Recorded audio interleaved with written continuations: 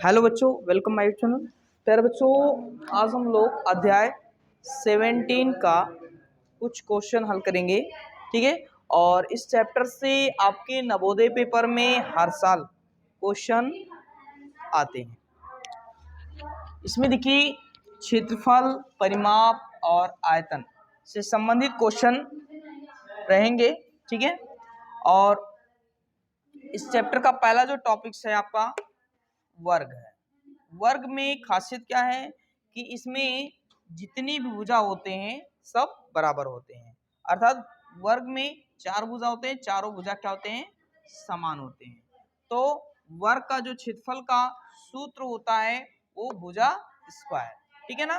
तो इसका जो फॉर्मूला क्या होगा, एरिया ऑफ स्क्वायर साइड का स्क्वायरिंग कर देंगे, ठीक है ना। यहाँ मैं हिंदी में भी लिख दिया हूँ, यहाँ इंग्लिश में। वर्ग का क्षेत्रफल का फॉर्मूला भुजा square, area of square, area of square, side square, okay. देखिए वर्ग का परिमाप, वर्ग का परिमाप, किसी का भी परिमाप निकालना हो सभी भुजाओं को जोड़ दीजिए, वही परिमाप होता है। तो वहां यहाँ पर वर्ग का परिमाप निकालना है तो इसमें चारों भुजाएं क्या होती हैं, बराबर होती हैं, ठीक है ना। तो चारों भुजाओं को जोड़ दीजिए, माना इसकी भुजा ए है, इसका भी ए, इसका भी ए, इसका ए है, तो और ए ए तो कितने हो जाएंगे, 4 ए हो जाएंगे।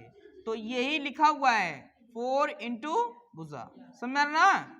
आप ऐसे भी लिख सकते हो, ऐसे भी लिख सकते हो।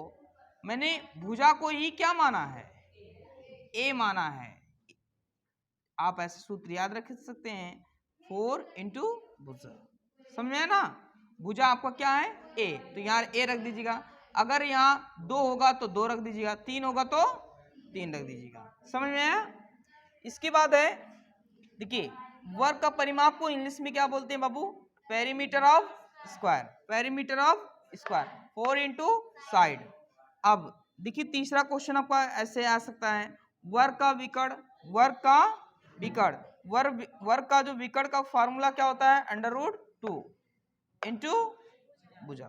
अब देखिए ये तो हमारा विकर्ण हो गया, और इसको इंग्लिश में क्या बोलेंगे बच्चा, डायगोनल ऑफ स्क्वायर। तो डायगोनल ऑफ स्क्वायर क्या हो जाएगा, √2 इंटू साइड।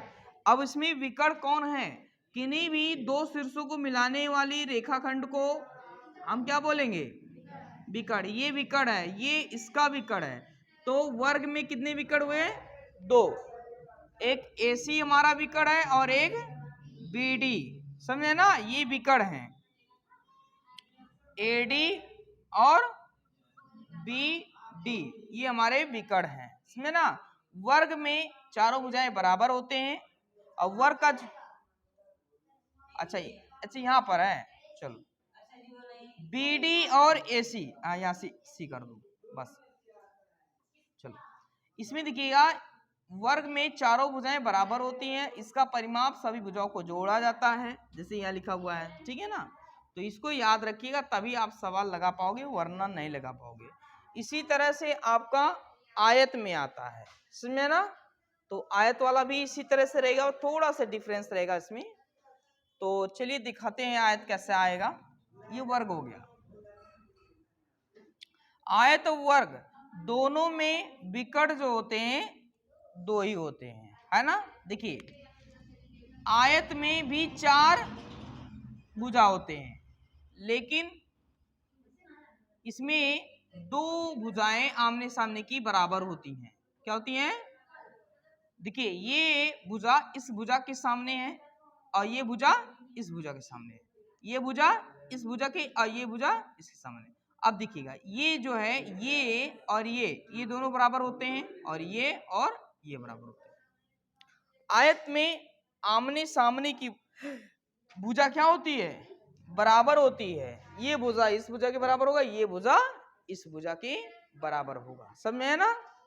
अब देखिएगा इसमें विकर्ण यही होगा, इसको मिला दीजिए, ये विकर्ण, इसको मिला दीजिएगा, ये विकर्ण हो जाएगा, समझ में। तो चलिए अब यहां जैसे वर्ग का क्षेत्रफल लिखे तो यहां हम क्या लिख देंगे, आयत का क्षेत्रफल। क्या लिख देंगे, हाँ, तो यहाँ बन गया आयत। तो वर्ग और आयत में अंतर समझ में आ गया। वर्ग में चारों भुजाएं बराबर होती हैं, लेकिन आयत में नहीं, आमने सामने की केवल दो भुजा बराबर होती है। समझ में आया ना? हाँ, अब यहां लिख देंगे आयत का क्षेत्रफल। किसका क्षेत्रफल? हाँ, आयत का क्षेत्रफल। रेक्टेंगल क्या लिख देंगे? Rectangle, rectangle of square. Okay, यहां इसको ऐसे लिख दीजिए, एरिया ऑफ, है ना, एरिया ऑफ रेक्टेंगल। तो इसमें जैसे यहाँ भुजा का स्क्वायरिंग किए थे, इसमें भुजा नहीं रहेगा।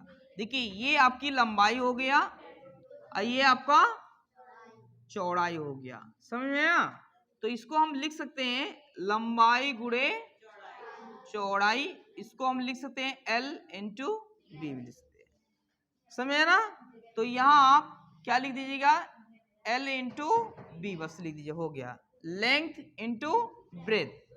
अब देखिए वर्ग का परिमाप, परिमाप मैंने कहा कि सभी भुजाओं को जोड़ दीजिए तो परिमाप हो जाता है। तो जब ये वर्गाकार है, एक रेक्टेंगल है, तो रेक्टेंगल में आमने सामने की जो साइड होती है, भुजा जो होती है, वो क्या होती है? बराबर। ये भी बी होगा और ये इसके सामने है तो ये एल होगा।